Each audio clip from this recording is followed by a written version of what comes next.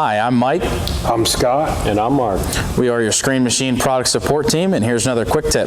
In this video, we'll be going over some new model updates 2024 to our JXT-JHT jaw crusher.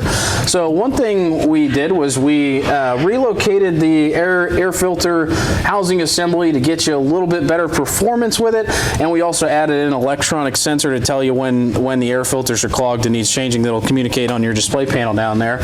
So first I'll show you how to get the air filters out, stuff like that. So your air filter housing is right here. You've got a cap on here that has a couple clips on it, one on either side. We're going to take this air filter cap off. Notice it's got a notice decal right on there to tell you when the air filter must be checked very frequently, especially in dusty conditions. I'm going to go ahead and set that down. We're going to remove this this outer filter here. This is a Cat C 9.3 engine in there, by the way. So we've got our outer filter here. If this is dirty, you can clean it off, knock it off. Just be very careful. Don't take an air hose to it, blow holes in it. Be very careful not to damage the filter so you don't get any dirt through it. At some point it will need to be replaced, but you can typically tap it out and clean it out a couple times.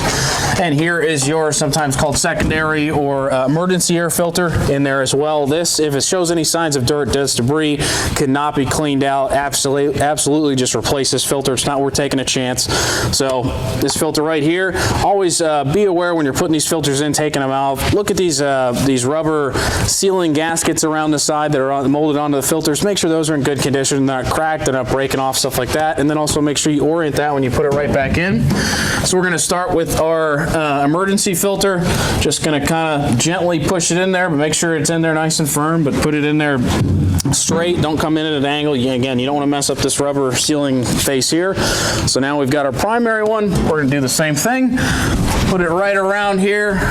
Line it up straight. Push it in.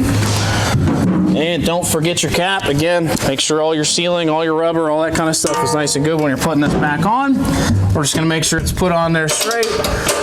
Clip one side, clip the other. We're good to go. The electronic air filter indicator that I was talking to you about before, you can either open up that lower door and look up, or just to give you an idea about where it's at, I just opened up this center door. And it's about 12 to 14 inches right inside, bolted on the inside of this wall here. If you're ever concerned about where that's at or having any issues with that, it is right inside of there. And that is your air filter maintenance in a nutshell.